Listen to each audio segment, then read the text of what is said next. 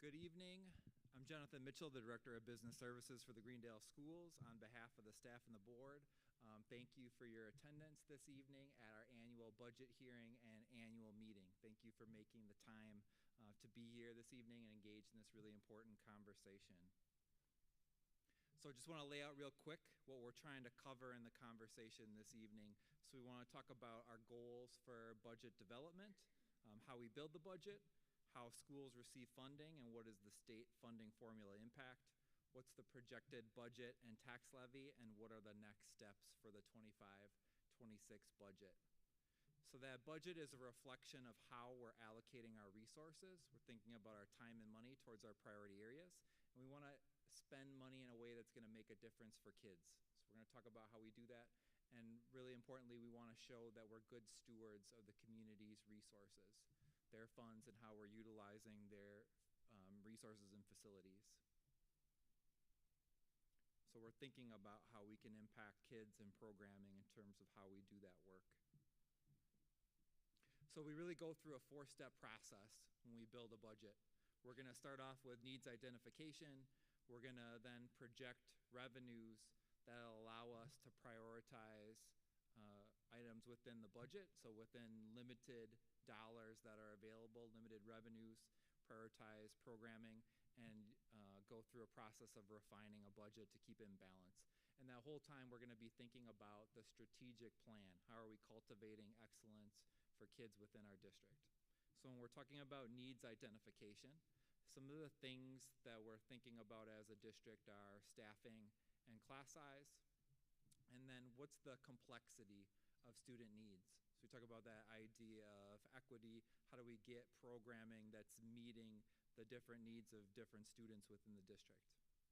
We're thinking about our educational tools and investments in curriculum in the district, and then taking care of infrastructure, having the facilities to meet the needs of our students.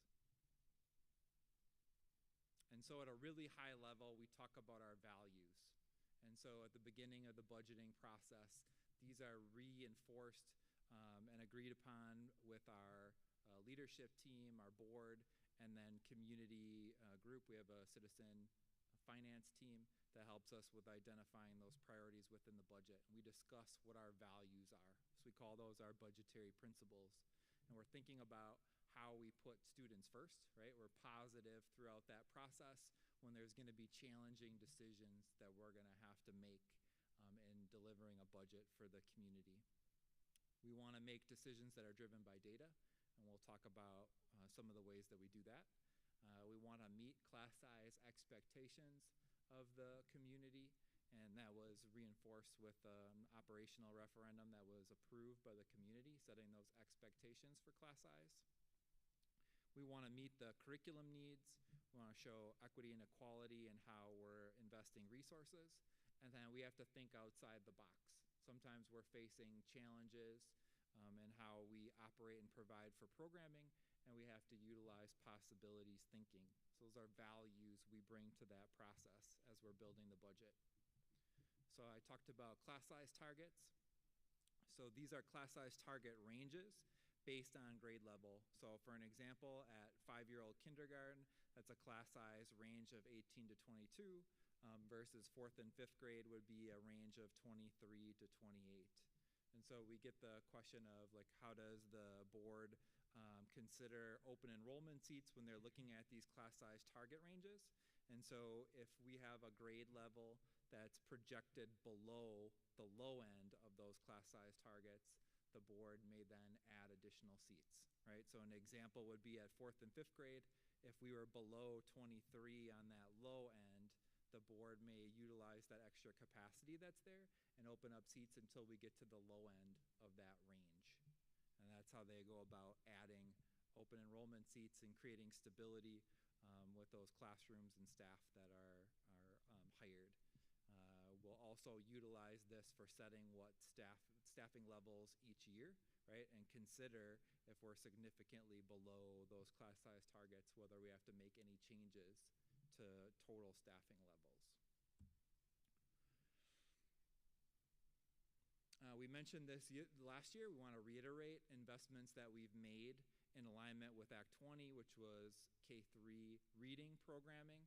So the district's invested about $500,000 between the curriculum for K-5, our CKLA, English Language Arts curriculum, summer training that was done in summer of 2024, and then the cost of training services that was funded through a competitive federal grant of $52,000. The original act had funding that was tied to it in the 23-25 state biennial budget. We have not yet received any reimbursements from that. So one of the things that we want to highlight is support of the community through the operational referendum has ensured we're using high leverage teaching practices and high quality learning materials. The district was an early implementer of that Act 20 reading standard and has continued making those investments to ensure that we're delivering that high quality instruction. And we were able to do that without any delay with that state funding because we had the support of the community through the operational referendum to continue to fund that to get it on board. When we're building the budget, we're considering student enrollment, right? We talked about how we use that for our class size targets. We're also considering what our market share is within the community. So our parents in the community continuing to want to send their students to Greendale Public Schools at high numbers. So we track both those students that are enrolling in the public schools here in Greendale, that live in Greendale, but then those that live in Greendale that choose other options, whether they're going to send their student out through open enrollment, through a private school, or through homeschool. And we find that we have about a 92% market share, so over 90%. And the district's very proud of that, that overwhelmingly families in the community want to enroll their students within our public school programming. We want to continue to provide that high quality programming, demonstrating our mission and vision for cultivating excellence within the school district, and we think the data is reflective of that. So we get to the next step of the budget, we get into projecting that revenue allocation. And so we have to look at revenue limits. You think about it as like a cap. Like you sometimes hear in sports, there's a cap of what people can spend. And so those were established a little over 30 years ago and set a per student limit for each Wisconsin school district. And so the formula has some complexities to it. But when you look at it at a really high level, you're looking at the number of students per the formula times the per student funding gives you that revenue limit cap. And then how that's funded comes through two buckets of funding.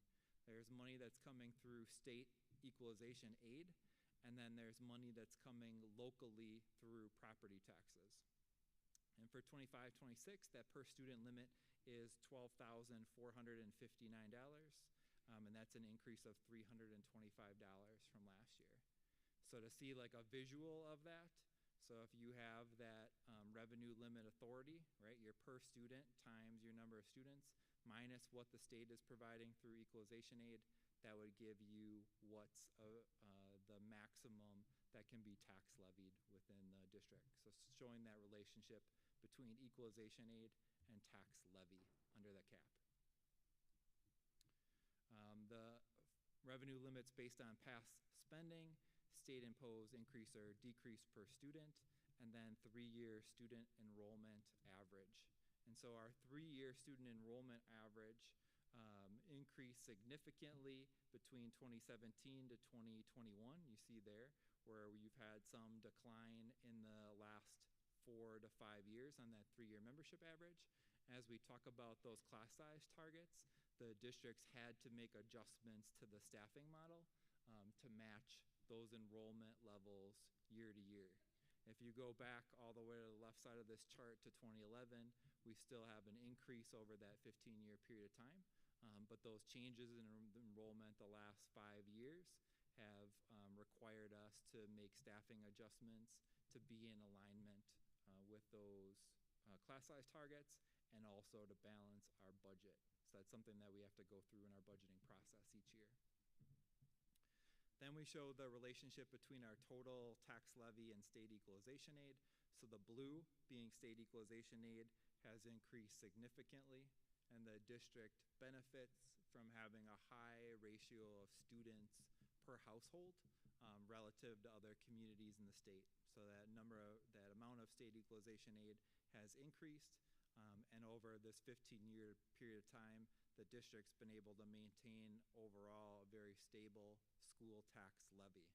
So you see the high points in 2011 and 2019 at just about 16 million in total tax levy, and the district is actually now proposing a tax levy that's about $750,000 less than in the 1920 school year. So we'll look at that a little bit deeper at a later slide. So one of the questions that we get from community is, how do the state revenue limits then impact us in budgeting? And one of the challenges is that those increases have been below inflation for the last 15 years. So this is a chart that shows that getting 9 to the 24-25, this last school year, and the gray being the actual index to inflationary number.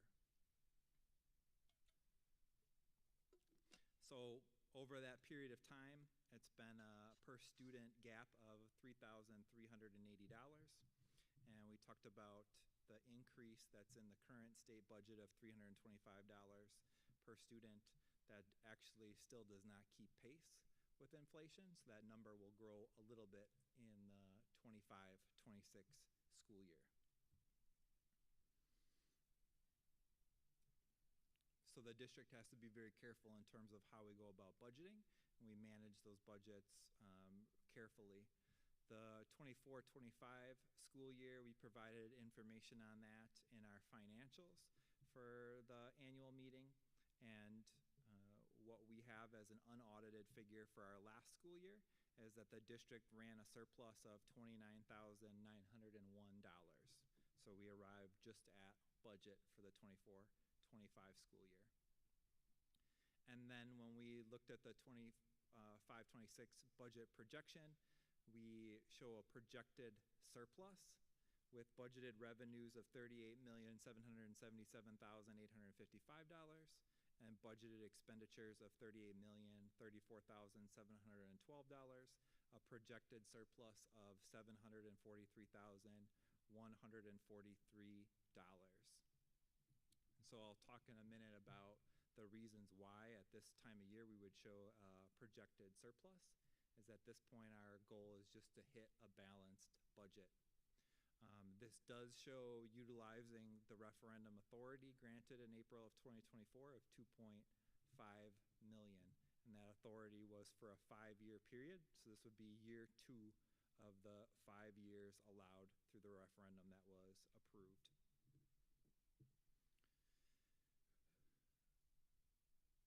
The district went to the community a year and a half ago and had conversation regarding budget, and at that time was running a deficit.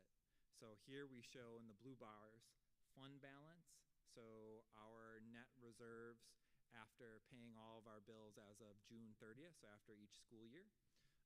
And those reserves have reached a peak of about $7.5 million. And since that peak of $7.5 million going back to 2018, the district had utilized about $2 million in those reserves through the 23-24 school year. And so that was the point where the district went to the community to ask about a referendum to exceed the revenue caps for $2.5 million per year for 5 years, right? With the understanding that to close out that 23-24 year, they had utilized reserves. So you see a big drop off in those blue bars when you get to the end of 23-24. That's where we hit fund balance reserves of $5.5 million, and that was just below the board's policy target of 15% of our expenditures. So those reserves that are set aside in case there's an emergency heating system replacement that has to happen, or if health insurance costs run high for a particular year. So in the 24-25 year, with the referendum in place, the district sustained programming as it was set, and is anticipated to provide for a balanced budget. And in 25-26, the board has set a goal to restore some of that fund balance level by adding at least $400,000 to the budget. And what's shown and proposed in the preliminary budget is $743,000. So that bar on the far right, that blue bar, you see the district setting aside funds to restore that fund balance level a little bit closer to what existed in the decade prior to 23-24. So the strategy there is trying to just stabilize reserves with the intention that we're trying to provide for stability of programming given changes that may be ahead.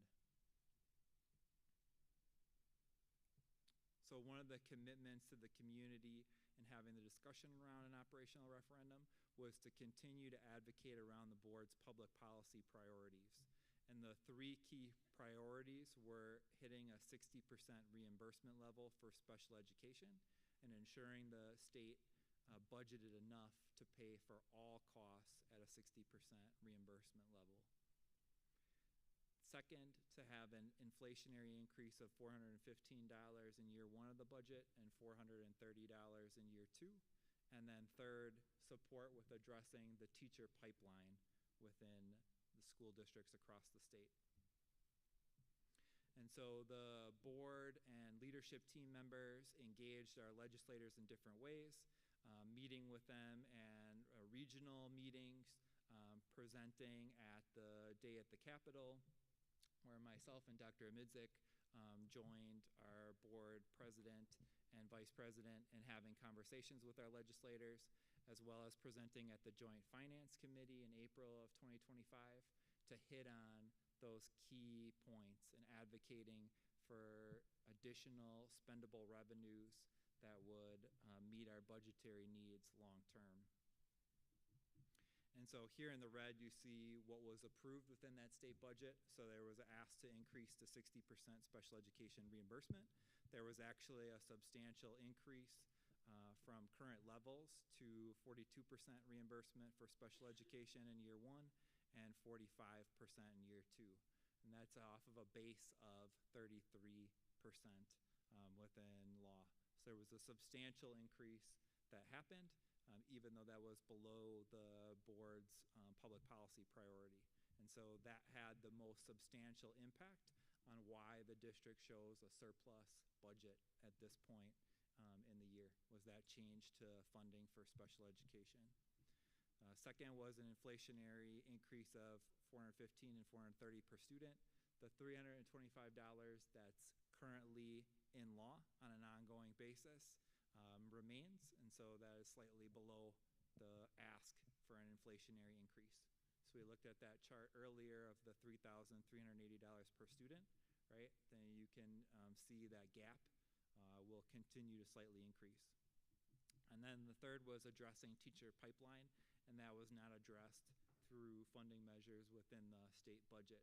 And so that's an item that we continue to advocate for with our legislators.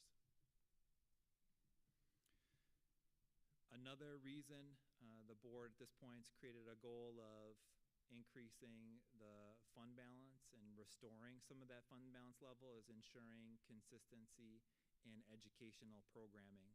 And so one of the areas the board has limited control over is federal funding. We provided an update in March of 2025.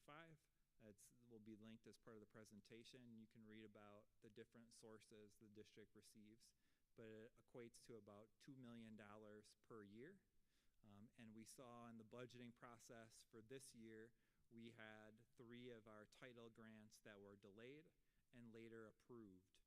And so managing the budget is a way to protect programming for the district as policy may change. We want to create consistency within our budget and have plans in place should something change quickly that it doesn't have immediate impact to programming that we're delivering within the district.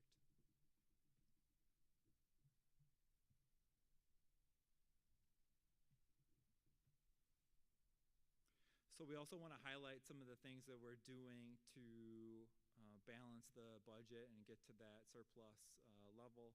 We adjust staffing to match declining enrollment, so I talked about that. We utilize to the fullest extent local, state, and federal contract savings. We negotiate contracted custodial staff, so we're under a new agreement this year that had a substantial savings for the Buildings and Grounds Department, allows us to invest money in keeping up our facilities. And then we will share support services. So an example of that is the Park and Recreation program. We're able to split time from some of our district staff and share those costs between multiple programs because the schools run the community park and recreation program. The district has switched to a self-funded health insurance plan. We've worked through increasing premium shares for employees, but the biggest impact we've had with that is being able to direct contract medical services.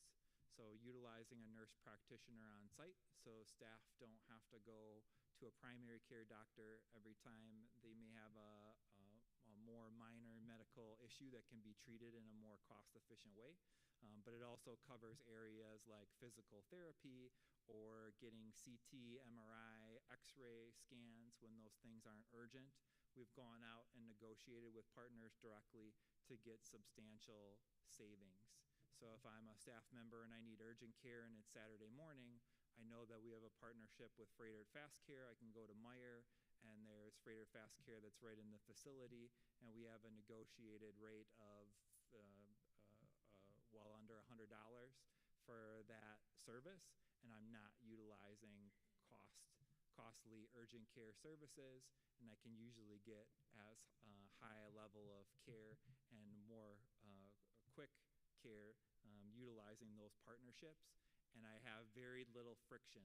Those companies understand the partnership the district has, and they get those staff members in for treatment very quickly. We've utilized a community citizen facilities team for capital planning, so looking at ways that we can more objectively prioritize all of our capital planning projects within the district to make sure that item number 1 on that list is justified objectively by how that both impacts the infrastructure of our facilities, how it aligns with our goals and mission of the district, and how that meets the needs of educational programming. We talked about shared services. We also share services with the Village of Greendale.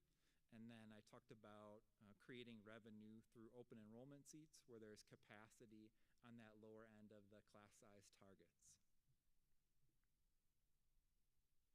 Another area that the community asks about is what is the district doing to seek out alternative revenue streams. So some of the competitive grants that we've gone through as a district, one that we have right now is a 2-year grant called the Stronger Connections Grant. That was federal funds of $300,000. I talked earlier about the Letters Grant that was specifically for implementing our K-3 reading programming of $52,000. And then Hobart provided an equipment grant of $30,000. So some of the areas where we've received grants and some areas where we've either not been successful or still awaiting.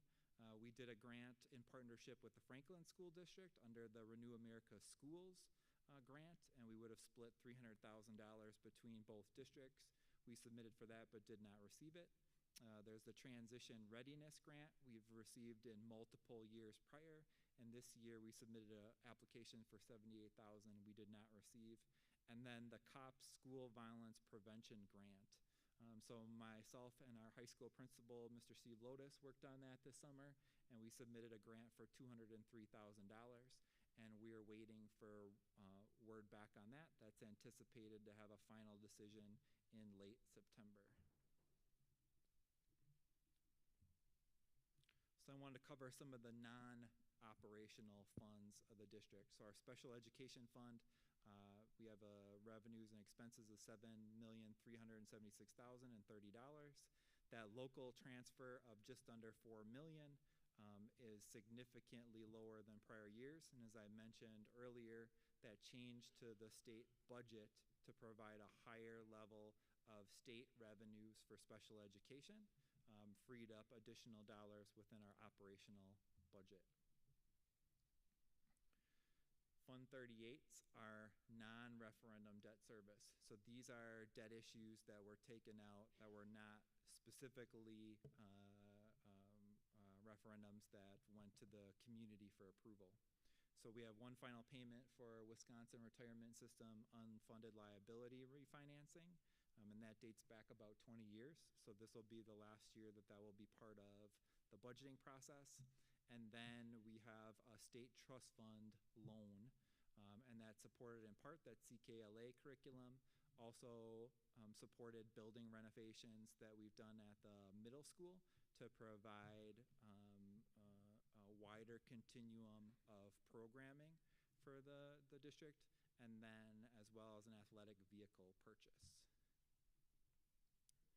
Fund 39 are those debt issues that are approved through referendum. So both the 2007 high school remodel, there's $895,000 remaining to be paid on that debt issue, and then the 2018 referendum, $27,140,000, and then total outstanding debt, $29,138,467 as of June 30th of 2025. Fund 41 is the capital expansion fund that falls under the revenue cap. So these are dollars set aside under the cap specifically for capital projects for buildings and sites.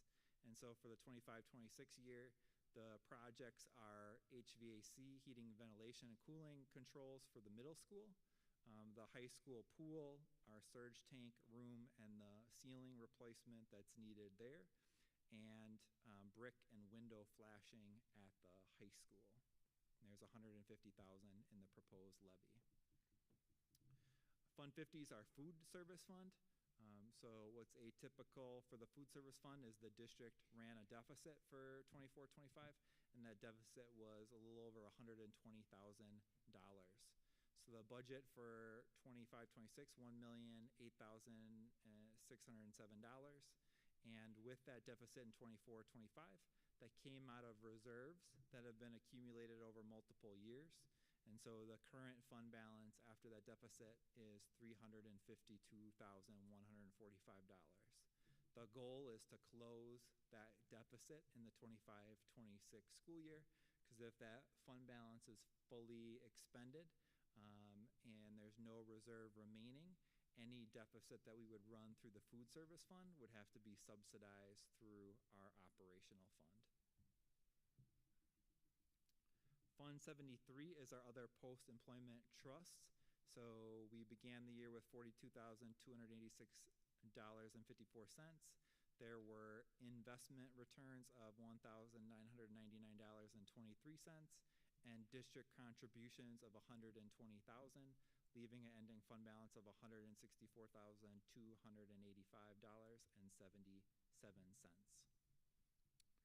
Fund 80, Community Service Fund. What's shown proposed is budgeted expenses of $2,150,625 and total budgeted revenues of $2,230,624. That would leave an $80,000 surplus, and the district is utilizing that and will adjust that budget to add a second shift building supervisor at Greendale High School.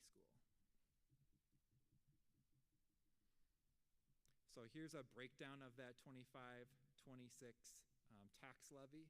So we have both those items that are part of the school tax levy that the community will provide an advisory vote on this evening. So that's that highlighted portion, school levy with vouchers.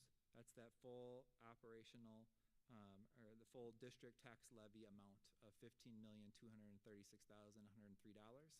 This reflects those items that are within the board's control and outside of that district control. So you see here in the top section, we show the general fund operations without private school vouchers. So the private school vouchers end up getting added to the general fund tax levy, even though that doesn't represent programs the district will provide. Those dollars will end up being a pass-through. And then we we show the two debt funds, the referendum and non-referendum debt tax levies, community service tax levy, and facilities tax levy. And that really makes up about 93% of what would be included when the final tax bills get completed.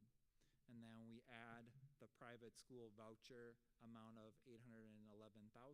That's an estimated number. The district will receive the final number on October 15th from the state. And then that gets us to a school levy with vouchers amount. So that really reflects what the board would be approving. And then what gets added to that before the tax bills are actually sent out is the amount of tax increment financing district for the village of Greendale. So we were able to get an updated estimate from the village manager that the estimated amount that would be added is $234,583. So it'd be about another 2%, and that would get you to an estimated amount of tax levy with the TIF.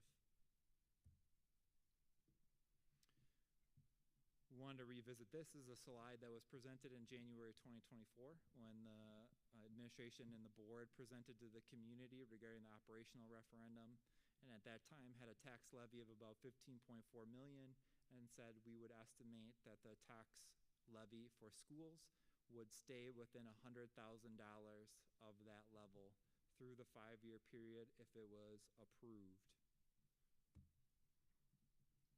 And so that school tax levy, when those discussions were occurring, was $15,431,228. The board actually had a decrease in the 24-25 year of about $195,000. So it's actually lower than when we had those conversations with the community. And what is proposed this evening would be a flat $0 increase from that 24-25 level. So that maintains the increase within the discussion for the 2024 referendum. So here we see another chart with those tax levy levels in the blue chart as well as mill rate. And here we would show a mill rate of $7.84, and that mill rate would be per $1,000 of assessed value. So in summary, for the presentation, the administration and the board are managing the budget proactively to protect programming, working to prepare for unanticipated changes. The work has led the board to present a tax levy that is below that $15.5 million tax levy commitment if an operational referendum were approved. The proposed levy this evening is $15.2 million. The board continues to advocate for the public policy priorities with legislators to find long-term solutions to budget challenges that will continue to exist. Upcoming dates for the board will be the presentation this evening and then upcoming presentation for the property tax levy itself. I would stay tuned to that date as that has been under some discussion that final date in October will change. But that will be a board meeting that happens after the 15th of October where they'll set a final property tax levy. So with that, I'd be happy to take any questions that the community has about the budget hearing.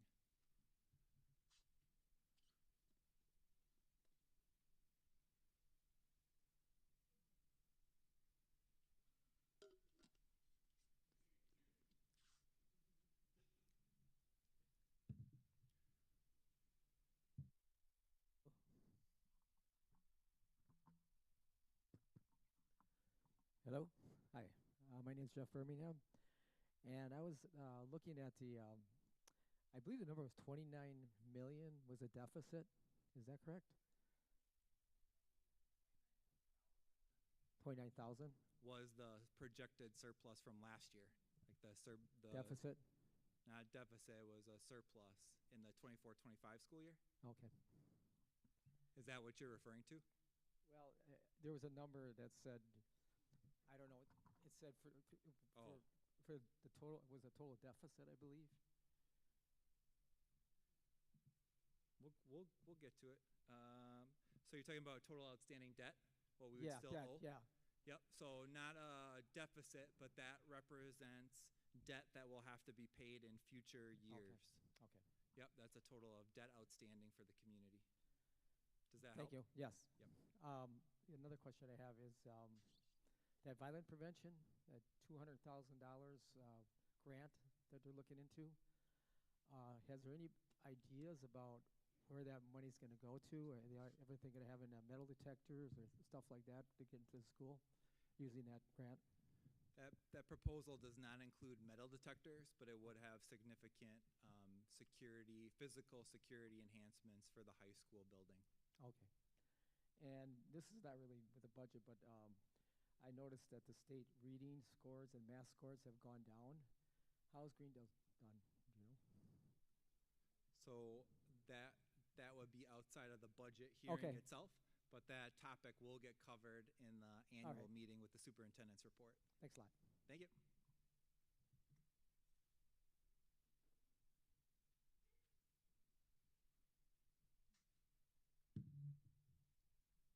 All right, thank you.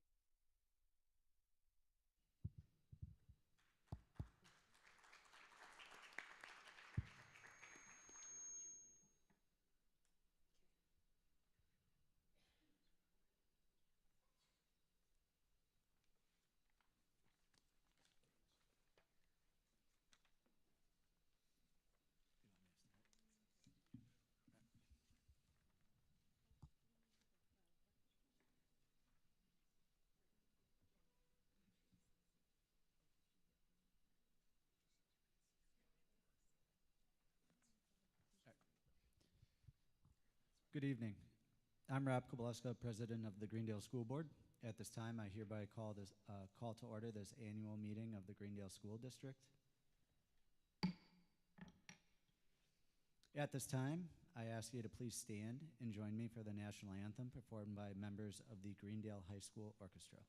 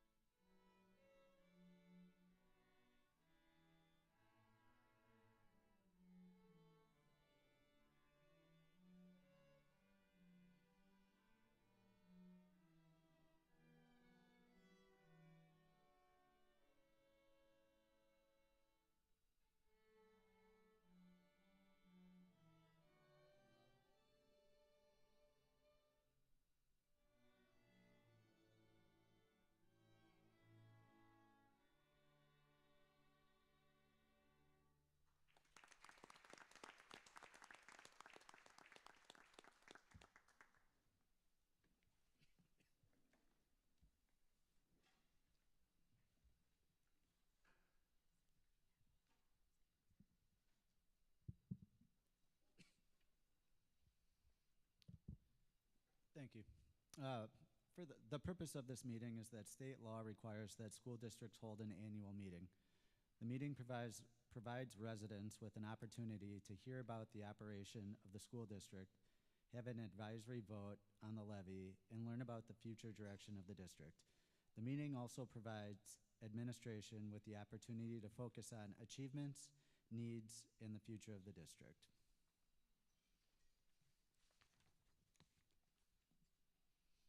At this time, I'd like to invite Dr. Amidzic to present commendations. Good evening. The board would like to recognize two groups this evening. The first group that we'd like to recognize is the Canterbury.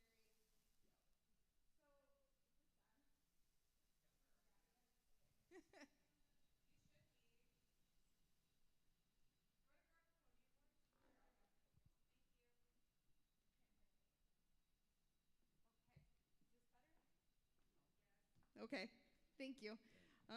The first group that we'd like to recognize is the Canterbury PTO. In 2020, we did a significant amount of work to our buildings, and our 3 elementary schools had some improvements that changed the footprint of those schools. So Canterbury, Highland View, and College Park had additions that impacted at least one of the playgrounds on site, and therefore 3 playgrounds were replaced when the building took over the space that they had previously occupied.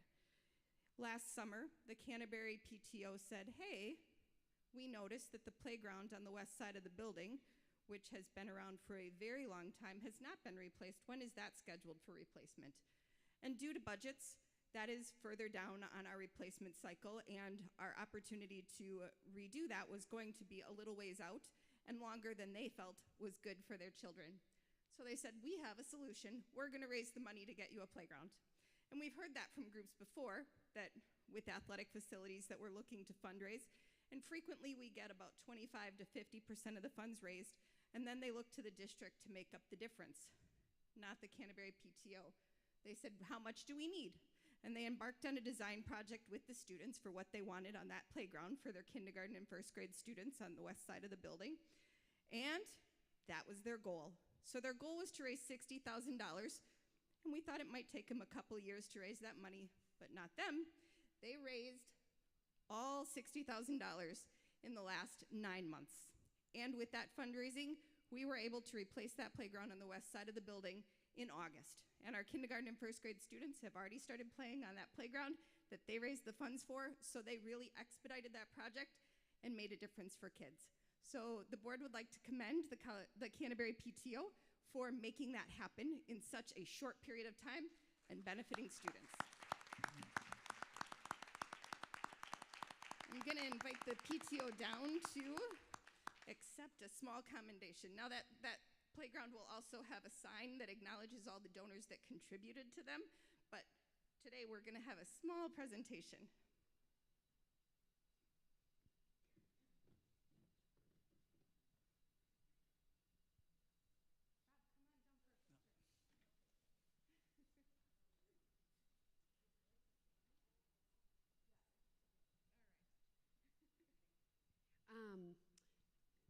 Angie Barr and from the Canterbury PTO. Thank you guys so much for this commendation. We really appreciate it. It was a lot of hard work, and we really hit the ground running and relied heavily on our community, and we, really appreciate the acknowledgement. Haley, thank you so much for leading the Canterbury Playground Committee, and did you want to say any? Sure. Okay. I'll just say, I want to say thank you to my committee who's here, Dave, Carnes, Samford, Danny Grande, Amber Martinez. I'll mention the board too, Loretta, Justine, and Mary. Thank you so much for your support. And I don't think any community ever failed if we invested in our kids. So I think we all got together and did that, right? Absolutely. And thank you, Angie.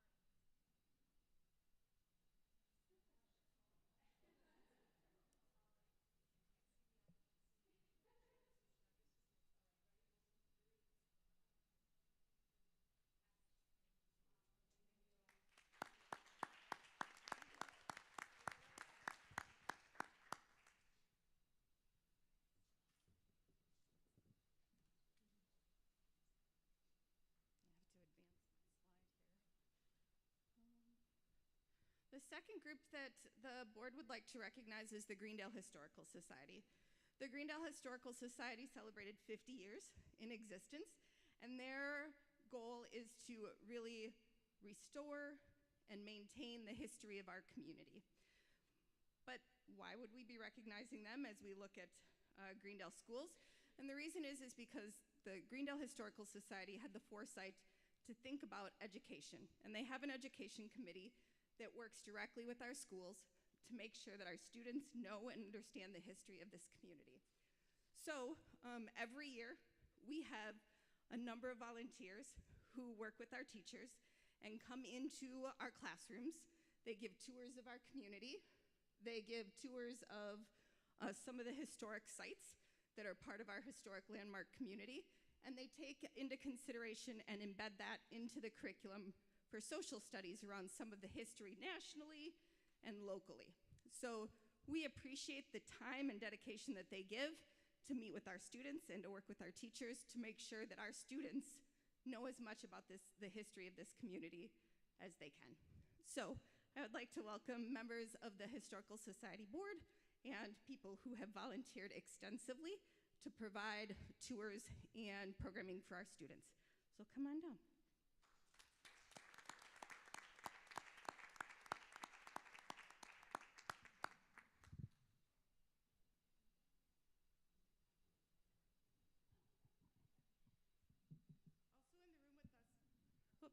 Sorry. Also in the room with us are two teachers who have worked directly with the Historical Society to make sure that students have that access to that information. Did you want to say anything? Sure. You don't have to. Okay. Stephanie Rodenkirk, a second grade teacher, and Sean Camaris, an 8th grade teacher. You want to say anything about the curriculum? We have been partnering at Highland View in second grade with the Historical Society for a few years now, working with Ted directly as well as several others. As a part of our community social studies unit, we take a field trip. The team brings out the original Model T fire truck for our kids. They take them on tours around the village. And the kids they love it so much, and it's because the rumor mill is starting a little bit in the school, and the kids are looking forward to it, so it's really great. And we really appreciate all of your support for our kids. I've really appreciated partnering with you guys. 8th grade, every year we do either a walking tour, or some years we've actually toured the house that is owned by the Greendale Historical Society. And the kids are always amazed. Even kids that live in the originals, they didn't know a lot of the facts. And it's fun to see kids put in the prison at the jail. Yeah, that's a good one. But no, I always appreciate working with you, and I'm looking forward to again this year. Thank you. Did anyone else want to take? Okay, Jim. We really enjoy bringing the kids to the history of Greendale, and your kids are so well addressed. They come here and they really come through our buildings and the tours that we do, and they want to learn. You can see they have a lot of questions about where Greendale came from and how it was built. So we really appreciate the school doing this for us every year, and we love it. And anybody else want to say anything? Just wanted to mention, since there's all these Canterbury people here, that one of your retired teachers, Therese, is working with me on getting some history, because they will be 60 years next year. So we are doing something along that line as well. Thank you. All right. Who would like? Thank you, Jim.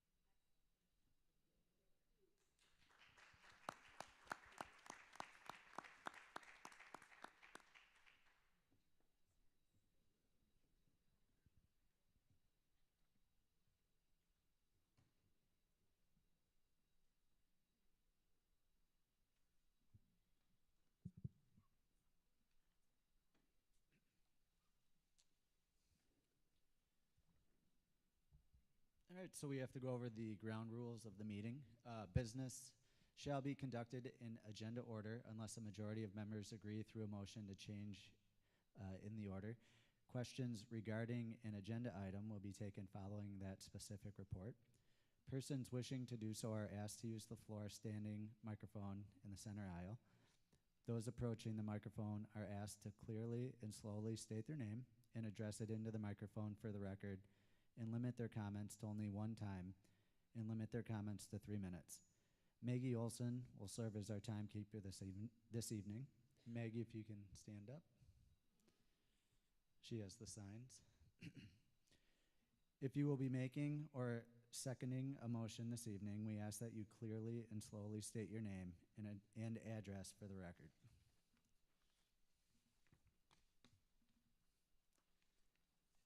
It's my privilege to introduce Attorney Sarah Hanneman, who will serve as the parliamentarian for the annual meeting.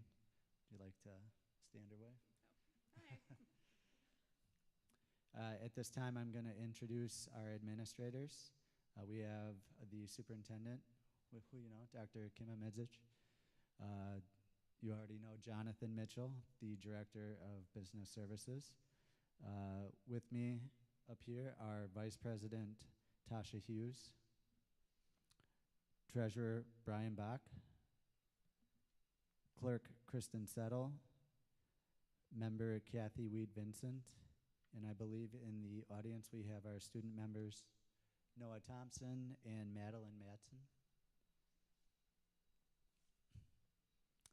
We have a number of Greendale Village trustees who are in attendance tonight. Thank you for joining us this evening, and thank you to every community member who is here this evening.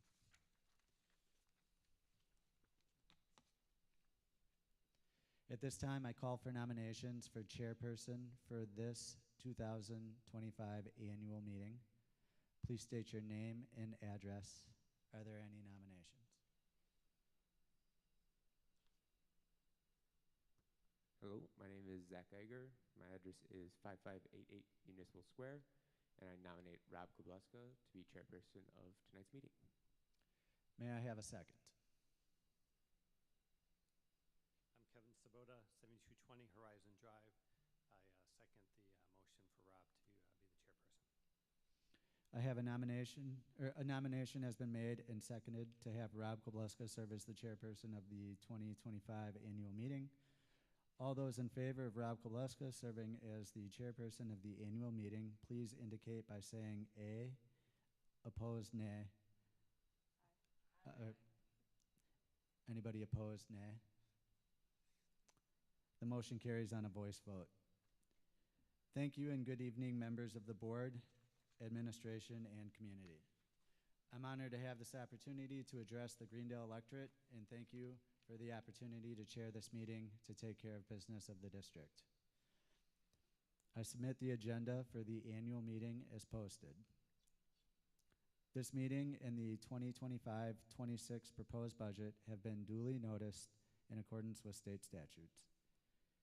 If an amendment to a motion is to come before the electorate from the floor, it will need to be submitted in writing to me as annual meeting chair. Every elector of a common school district, of which Greendale is one, is eligible to vote at the annual meeting. An elector is defined by the state of Wisconsin as a United States citizen age 18 or older and a district resident for 28 consecutive days. Members of the electorate are to be seated in the front section of the auditorium. The back of the auditorium is reserved for individuals who are not district residents. Ushers will direct you to the appropriate area. These seating arrangements will help with the voting process. The voting procedure by the electorate will be a voice vote. If the vote is close, a show of hands will be counted. Thank you to the staff who served as registrars in the hallway as you entered, and to the technology and auditorium teams for their assistance. For those participants who do not attend the budget hearing, who did not attend the budget hearing but do attend the annual meeting, we will continue to register electors at the door until the chair calls for the first vote, at which point registration will close. Next on the agenda is the clerk's report of the previous annual meeting. I've read the summary of meeting minutes at the 2024 annual meeting as presented and find them to be an accurate representation of the meeting.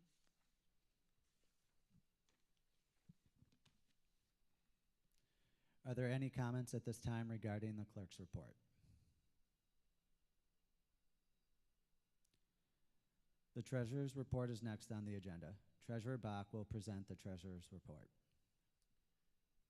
The purpose of the treasurer's report is to update the residents of Greendale on the financial status of the school district. For the year ending June 30th, 2025, the district's main operational fund, Fund 10, had the total revenues of $38,383,116.50 and total expenditures of $38,253,216.08. Therefore, the operational fund balance, as not yet audited, was increased from $5,489,859.73 to $5,519,760.17. The fund balance increase was due mainly to managing building and department non-staffing budgets. This 14.5% operational fund balance is designated for cash flow purposes during the year to limit short-term borrowing costs so that costs can be covered from July to January when revenue is minimal. This current fund balance is just below the school board's fund balance policy target of maintaining a fund balance of not less than 15% of the next year's operational fund budget. Fund 10 is the primary source of funding for the district's operational expenses, such as salaries, benefits, supplies, and school program services.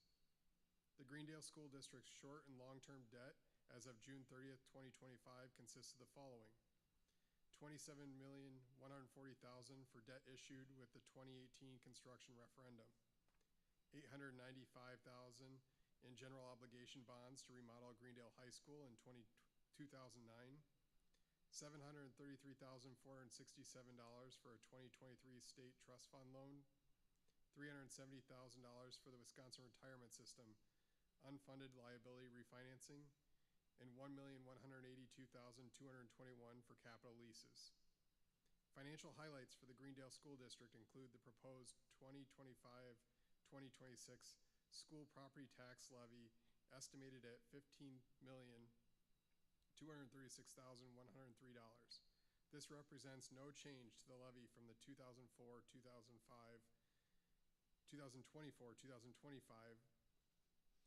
The final levy is known in late October when the budget is finalized based on the final state equalization aid and enrollment.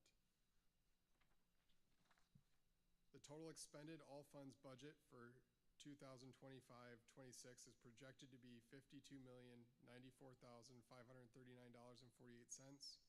and $47,976,406.48 net of interfund transfers.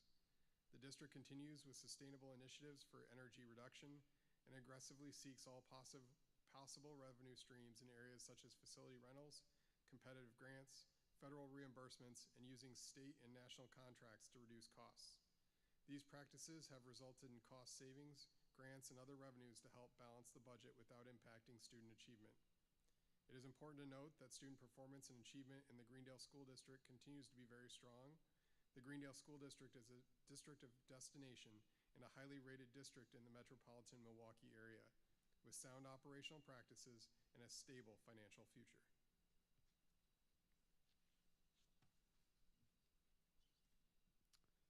Are there any comments at this time regarding the treasurer's report? I now invite Superintendent Amizik to the podium to present the superintendent's report.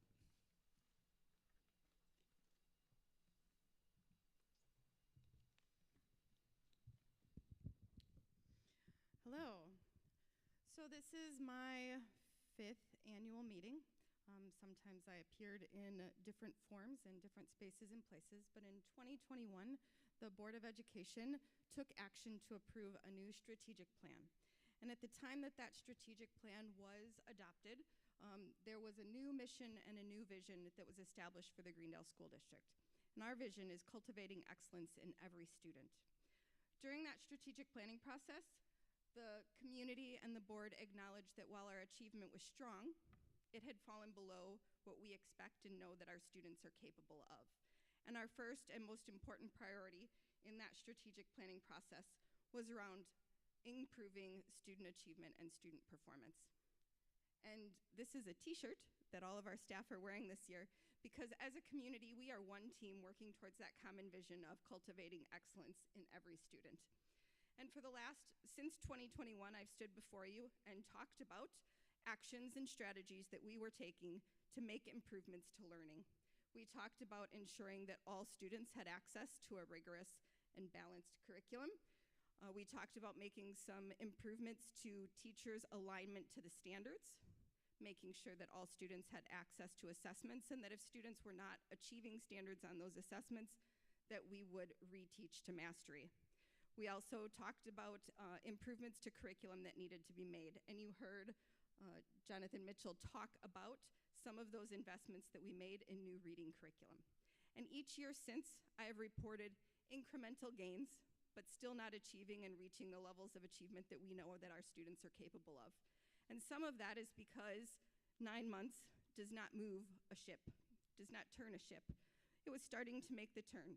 But as we look at this year's results, which I can only give you a fraction of due to embargo components of the data, as we look at that scorecard goal that we have been working on for the past 4 years, increase the percentage of students achieving proficiency in English language arts and math on standardized assessment measures by 10%, I can report that we have far exceeded those expectations this year.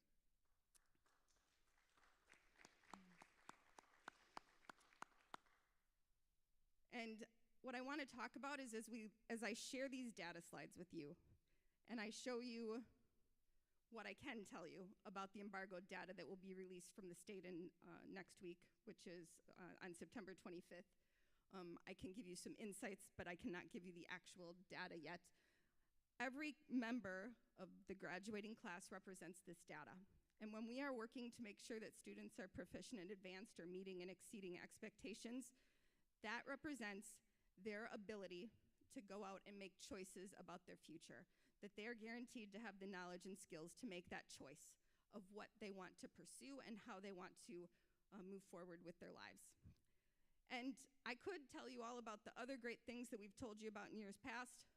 We continue to have strong fine arts, performing arts programming for our students. We continue to have strong programming and career and technical education.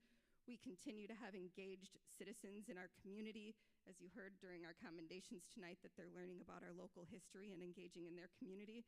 And tonight's report, I'm really going to focus on these data points around what we've been targeting for the last 4 years, which is improved achievement and turning that ship back into the direction and achievement levels that we know that our students are capable of. So I'm going to share 2 tested areas that count twice and we know are really critical to being ready for college and career success. The first one is 3rd grade reading. Students who are able to read at grade level by 3rd grade have increased likelihood to have positive outcomes when they graduate from high school and are more likely to graduate from high school, period. So while I can't tell you the percentage of students that achieved proficiency meeting or exceeding expectations on the statewide test, I can tell you that the percentage, we went up more than 10% to 13.5% increase in our proficiency, which is phenomenal. More than double digits exceeded our expectations, and we're very excited about that. In 8th grade math is another important indicator, as is Algebra 2, but 8th grade math is where we will report on the standardized assessments. We saw the same 13.8% increase in the number of students that were meeting or exceeding expectations. So, yay. But it gets better. It gets a lot better. Our ACT, which is a huge report that goes out to the community, and it's how we get ranked. You're going to be seeing rankings right now that don't reflect where we belong as a community and what we know our students are capable of. And this year, we saw a significant rebound in our achievement based on the efforts over the last several years in our high school. And our English language arts, 65% increase in the number of students meeting or exceeding expectations on the ACT. That's big. And as we look at Math, oops, sorry, I went backwards on you. All right, let's look at math on the ACT. Ooh, it still says ELA, but this is math, nearly a 50% increase in the number of students who are achieving standards and meeting expectations. So, yay. So what does that mean? For those of you who are familiar with the ACT test is scored on a scale of 1 to 36, but no one can get a 1. I think the lowest scale score is a 10, and the highest scale score is a 36. But it is really hard.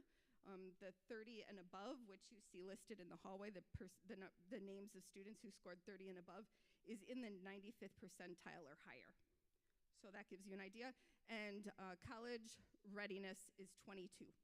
So students scoring a 22 are considered ready for college and 75% likely to get a B or better in the corresponding college level courses. So that is the threshold that they're looking for at the university level. Over the last 4 years, we have seen average scores around 20, and last year it dropped, which was not the direction we were working towards.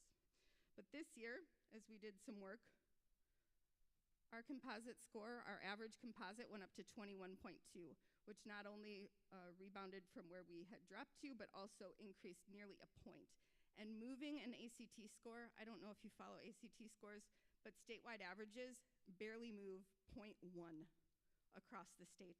So to increase almost 2 points in a year is a huge achievement for our school and our students. And so we are really proud of that improvement. We do not know how it compares to other schools because that's something that Jeff asked during the questioning at the annual meeting, but we do know that it is great growth for us. So.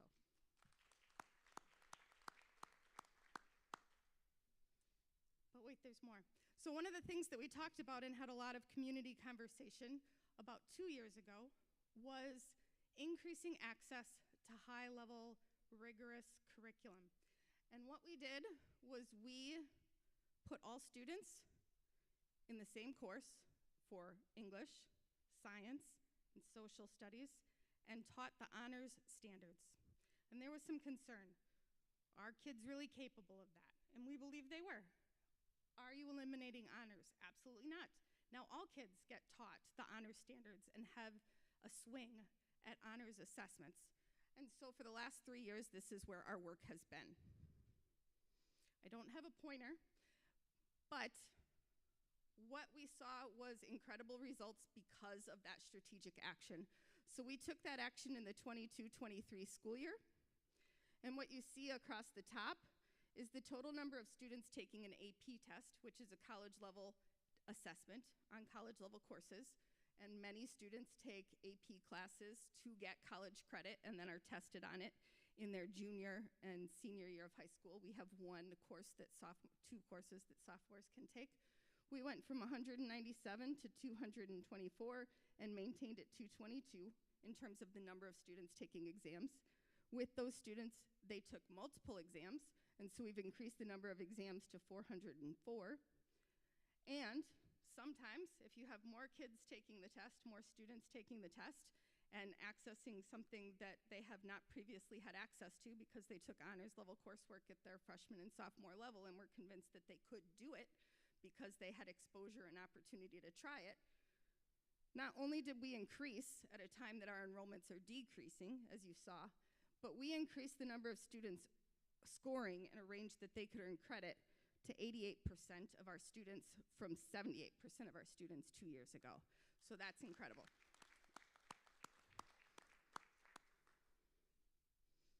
So this gives you that percentage there in terms of our pass rates with more students taking the test.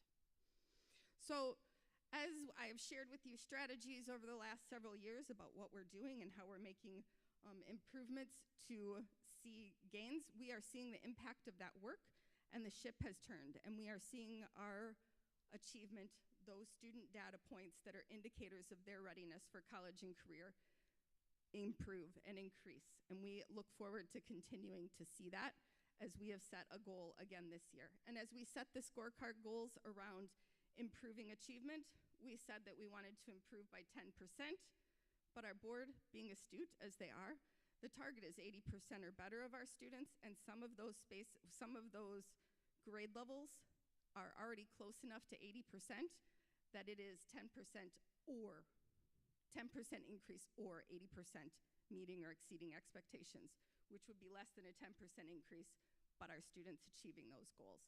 And so we will continue to focus on this work, and we have new reading curriculum that is 2 years in at our elementary, middle, and high school levels. And we are working to review our math curriculum, although we've seen gains and results just by leveling up and ensuring that our standards are aligned to instruction and assessment. We are looking to do even more with that work.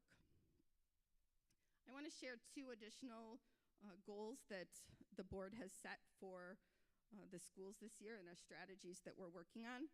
And one of those areas is around increasing consistency of our one-way and two-way communication between families and district staff through a universal platform. So a lot of our communications, you see consistent communication in our School Connections newsletters, in Life in the Village magazine. You are seeing stories about those successes that our students are experiencing and anecdotes about amazing programming and opportunities that our students have. You're also seeing posts on social media.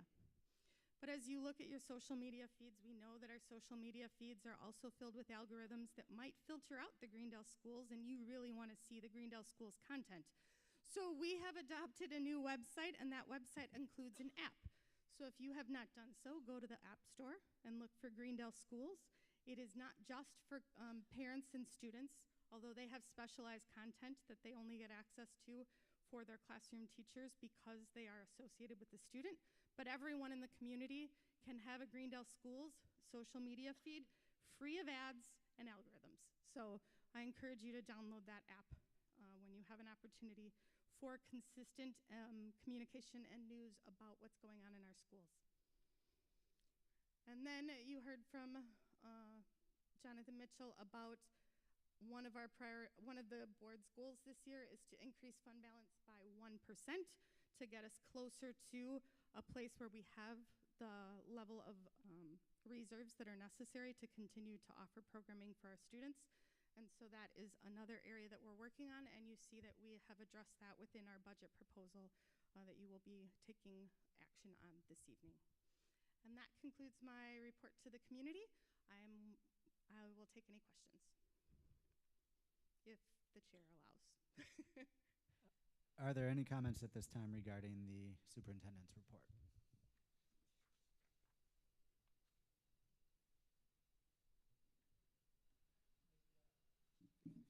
Thank you. All right.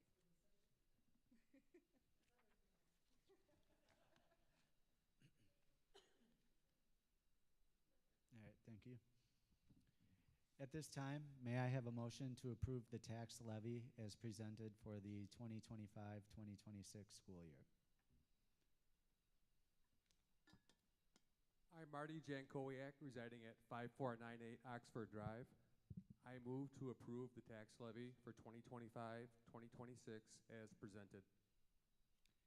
May I have a second?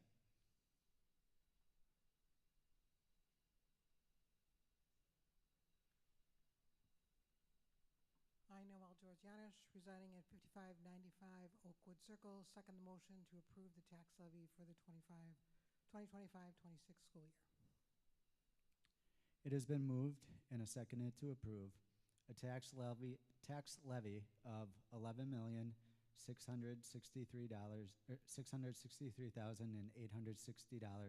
for the general fund operations, $2,419,719 for debt services, $1,010,524 for community services, and $1,500 for capital expansion. The total tax levy being $15,236,103 to support the Greendale School District's 2025-2026 budget. Is there any discussion?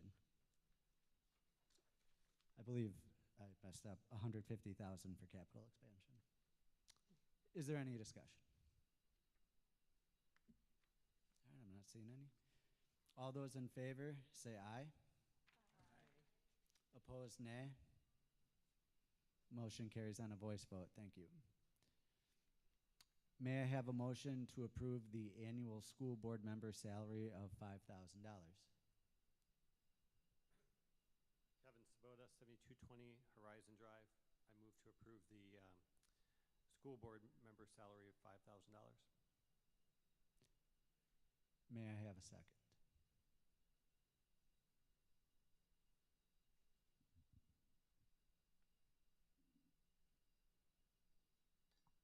I, Noel Georgianish, residing at 5595 Oakwood Circle, second the motion to approve the annual school board member salary at $5,000 for the 25-26 school year.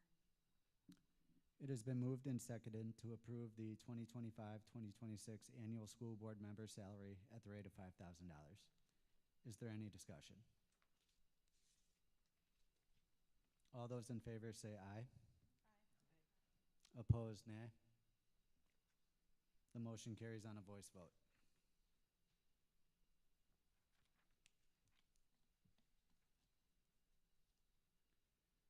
May I have a motion to authorize payment of actual and necessary expenses of a school board member when traveling in the performance of duties?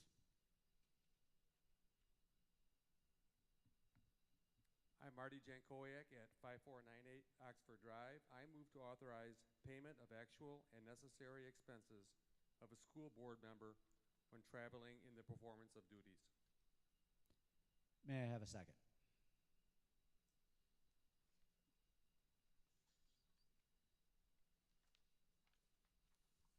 I, Noel Georgianish, residing at 5595 Oakwood Circle, second the motion to authorize payment of actual and necessary expenses of a school board member when traveling in the performance of duties. It has been moved and seconded to authorize payment of actual and necessary expenses of a school board member when traveling in the performance of duties. Is there any discussion? All those in favor say aye. Aye. Opposed, nay. The motion carries on a voice vote. At this point, I'd like to propose the next annual meeting of the Greendale School District for Monday, September 21st, 2026. Are there any objections?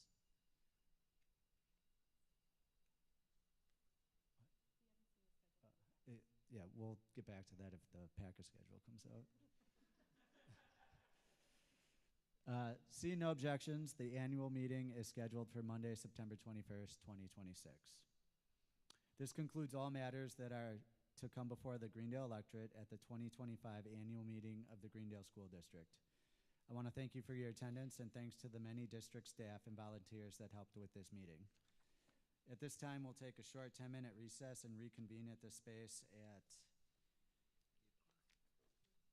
8 o'clock p.m. for regular business meeting.